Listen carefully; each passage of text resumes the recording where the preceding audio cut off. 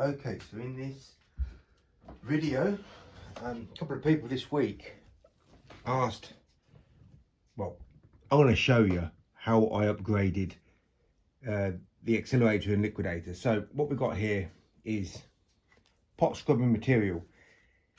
This is, I don't know, a few years old. It's in good condition, but sometimes the stitching comes a bit loose. So what I'm doing is getting my needle and thread, put a few more. Gotta be careful because it's a thick old washer here. You really need a thimble so you don't really start pricking yourself. So it ain't easy, thick washer here, but what I'm doing, I only need to put maybe 10 times, put it through. I'm just going to push it against the table mat here, then pull it through with some tissue paper, in and out, in and out. So that pot scrubbing material doesn't break down, it doesn't rust, and it stays in good form. I haven't scratched any glass with it. Other people said that they've scratched glass with it, but I've been using this for over 10 years in various forms, and I haven't noticed a scratching of windows, of glass, but I have scratched tinted plastic windows, and once I realised the tint was on the outside, I quickly stopped scrubbing bird crap on it. So what I did was I scrubbed with the washer side, and because the bird muck was there was loads of it, right? It was so sharp or so hard, even that scrubbing that on the other side scratched the window. So it was just a very difficult window to clean if you got bird muck on it or other sorts of debris that you couldn't use a scraper. So even this side scratched it. So yeah, I have scratched windows, but it wasn't actually the glass. So I'm just putting this through a few more times, and this is how I get it to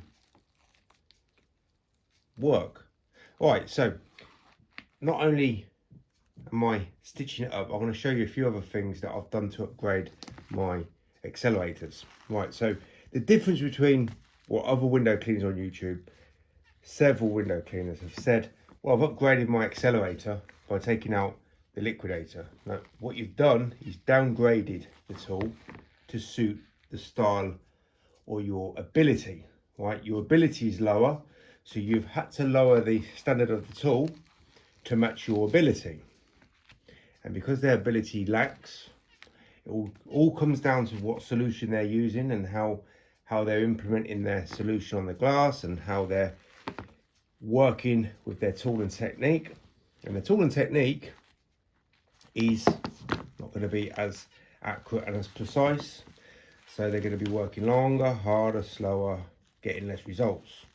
Now it doesn't matter if their opinions say, well, I'm still faster than you, I'm still better than you. No, you're only better at one thing: working longer, harder, slower, forever, getting less results, as well as putting out squeegee information about how to work like you, working longer, harder, slower, getting less results. That's it. That's all you're better at within the window cleaning traditional squeegee realm. Okay, yeah. Devastating, isn't it? Right, so I've done that. I'm going to take this off. Should really use a scissors, but I don't have everything to hand. So that's done. So when it turns over and I've got debris to clean, this acts as a support and you just start scrubbing. So that's upgrade scrubber. I want to show you an upgrade size. Now, for people who don't believe, I often use prototype tools. This was one of the first tools that I was given, which was the Accelerator 2. So it's weak. This is not proper material to be working with. It's very brittle. But because I work like a surgeon and I look after my tools and I put them in the right places, I don't throw them around in the back of the van. They're all hung up neatly. This is working fine. This is why I don't break dots at angles. This is why I don't break my tools, because I respect my tools, and in return they respect me because they stay in good condition and I can get much more work done without working hard, long, slow, and getting better results. So what I've got here is a 8-inch channel. So what I did was I got took one of the end clips off, cut it down so it's now shorter. It doesn't have to be dead straight, but it's better to be straight than not. Shove this tight fitting clip back on, but you've got to be careful. This is an 8-inch, right? Because what I've done here is, this is the normal thickness of these clips, so I've hacksawed them very thin, and they're acting as, if you look here, they're still the same width in terms of the the button that goes in and out. That's not being affected. It's just the width here. Because this handle here is a certain width, you can only get a certain shortness of channel. But what Mormon did was they made a 6-inch and they put a bar here.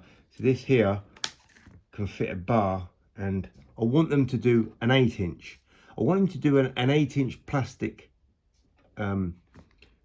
channel, not like the aluminium one. So you can get a Fliq pad. What you can see here is I've cut it off. This is where it normally is. This will be in the middle. This is their Mormon scrubber. It's not effective at all. So this was long. I cut it down. I put my one on, and I took this tab off and I re-sewn here so it's flappable. And have I done anything there? I think I've done something, yeah, because I think it comes out here. So I've cut it down so it fits perfectly in that gap there. So there is a bit of fiddling around to do, but my golly, does it work really well on residential windows. Very small ones, very narrow ones, plus the big ones. So the bigger windows, I don't just swap my tools over because there's a big window, then there's a small window. This is one of the only circumstances where it's one size tool fits all. I can do huge panes with this, and if I know there's going to be lots of small panes along with these huge panes, it's just one tool fits all. So that means I don't have to do straight pulling. I don't have to change my tools over. Yeah, I might be there longer on the bigger panes, but this is 2 inches shorter than a 10-inch. I've told Mormon for 10 years, make a 8-inch. This is my most used tool because this is used all the time on residential and all the time on commercial, and this is often used on the commercial. I don't use a 18-inch right now on commercial because I don't have any windows big enough. So that's one of the only sizes that I don't use. I use a 12-inch, which I had to cut down from a 14-inch Fliq, and I've got a 10-inch, and 10-inch is the least size that I use. 8-inch loads, 14 loads, 12 much more, 10 I hardly touch. But that's the windows and the jobs that I work on. But this being the smallest one, other than the 6-inch, which I don't really use, this normally does all the windows most of the time for very small windows, very narrow windows, and the bigger windows as well.